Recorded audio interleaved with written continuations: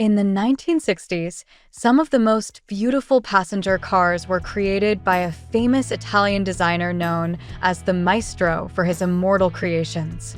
The work was done meticulously and took a considerable amount of time, making almost every car from the Maestro a masterpiece.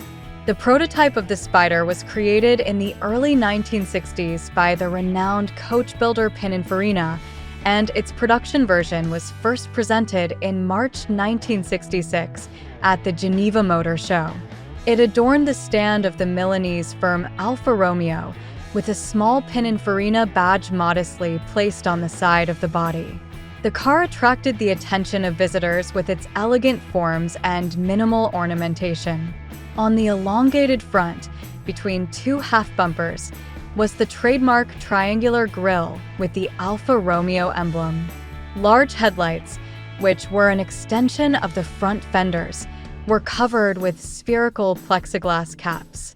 The windshield was positioned almost vertically, although its angle was later changed. A crease running the length of the body gave it a sense of speed and evoked the image of a runner poised at the starting line, awaiting the pistol shot. For the assembly of the new model, a special conveyor line was built at the Pininfarina factory. However, the Italians initially faced a problem. The Alfa Romeo model range already included a sports car with the same name, based on the Giulia model. This greatly complicated the advertising campaign and the issuance of price lists, as it was necessary to constantly explain which Spider was being referred to. Therefore, the latest development was named Duetto, probably due to its full two-seater body, although there was a tiny rear bench that could not accommodate an adult, or even a child. The declared formula was 2+2. The car was well motorized.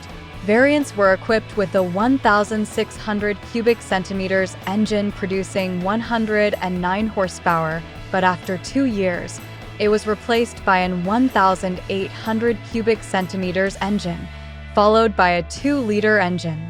All power units were 4-cylinder, with 2 overhead camshafts, an aluminum alloy crankcase and cylinder head, a 5-bearing crankshaft, and 2 horizontal Solex carburetors. The cooling system remained liquid-cooled. The Spider with a 2-liter engine producing 128 horsepower was named Velo, which translates to fast, reflecting its performance. The maximum speed was over 195 kilometers per hour, with a curb weight of 1,480 kilograms. For a relatively modest sports model, this was a more than respectable speed. The car had a 5-speed, fully synchronized manual transmission, with power transmitted to the rear wheels. However, fuel consumption was quite high, almost 12 liters per 100 kilometers. The suspension was very simple: independent front suspension with transverse triangular arms and dependent rear suspension with longitudinal arms. All wheels had disc brakes with hydraulic drive for reliability. Overall, the car with the new engine became a hit, and buyers were willing to pay a considerable sum for it. The Spider was exported. In Germany, for example, it cost around 11,000 German marks, a substantial amount for those times. Additionally, modifications for left-hand drive countries were produced. The car had a decent trunk with a volume of 300 liters, and the seats were upholstered in natural leather. The two-tone instrument panel was designed according to the ergonomic standards of the time to avoid distracting the driver with unnecessary information. Through the steering wheel, one could read only the speedometer and tachometer, while secondary instruments were placed on the console and slightly angled towards the driver. This layout remained until the second modernization in 1975, after which all instruments were placed on the main panel behind the steering wheel. The first modernization, conducted in 1969, introduced some changes to both the exterior and the mechanics of the car. Primarily, the front part was altered. The split bumper was united into a single piece. The windshield angle was increased, the seat was lowered, and the instrument panel was significantly redesigned.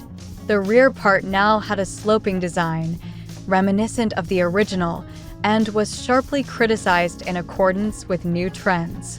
In 1983, the final stage in the life of the Spider began.